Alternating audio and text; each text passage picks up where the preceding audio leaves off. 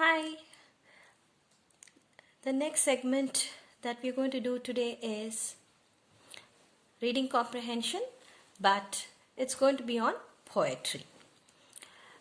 Poetry is something where you need to have a deeper understanding. Sometimes the meanings would not be straightforward. You need to a little, you need to have a deeper understanding. You need to understand from the poet's perspective what exactly is the background behind it, and then you would be able to understand the context, right? So that is what poetry is. In generally, in the reading comprehension articles, you'd see that there's a straightforward message that is given or meaning given, but in poetry, sometimes you may have to understand a little beyond that. So they might just compare two things which are not even related. So there might be poetic devices like the simile, metaphor, personification, irony, all of this. But in any case, this particular poem is very simple and it has only 3 questions. So you can really be very happy about it. So we can also hope or pray that you get such simple comprehensions for your exam so that you can score full marks. Okay, but in any case, I'm sure you will do a good job whichever comprehension they give in the exams. So let's get to this. The Prayer of a Black Boy by Guy Tyrolean. Lord, I'm so tired. Tired I entered this world. Far have I wandered since the cock crew, and the road to school is steep. Lord, I do not want to go into their school. Please help me that I need not go again. I want to follow Father into the cool gorges when the night is hovering over magic forest, where spirits play before the dawn. Barefoot, I want to tread the red-hot paths that boil in midday sun, and then lie down to sleep beneath a mango tree.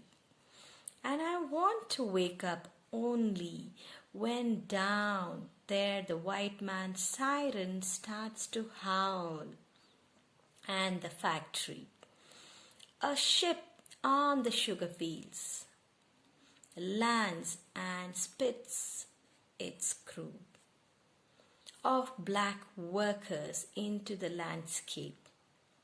Lord, I do not want to go into their school. Please help me that I need not go again. So it's a very simple poem where, this black boy, he is praying to God that he doesn't want to go to school, and he's complaining that the road is, he's giving excuses that the road is steep, he doesn't like things, he wants to go with his father to the forest, he wants to go to the farm, and then he wants to spend time in the nature, with the nature, and he simply doesn't like, just simply doesn't like to go to school. So if you look at it, we'll go through the poem and we'll go through the question and answers and try and map it and see if we have the answers. Okay? The first one is so simple. The speaker prays to the school teacher, the God, the white man. So the answer is simple, God. Here, Lord, he says, Lord, I'm so tired. He doesn't like to go to school. So he says, Lord, I'm so tired.